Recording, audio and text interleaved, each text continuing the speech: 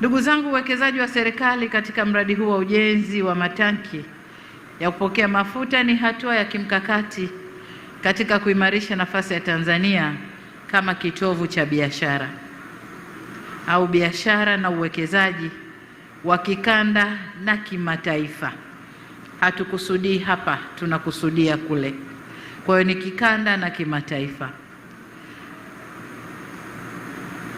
Vile vile ni uthibitisho kuwa kama taifa tumeamua kujiandaa kutumia kikamilifu jiografia ya nchi yetu kama lengo kuu au lango kuu la kuhudumia nchi zisizo na bahari au nchi zilizounganishwa na nchi zenye malango ya bahari.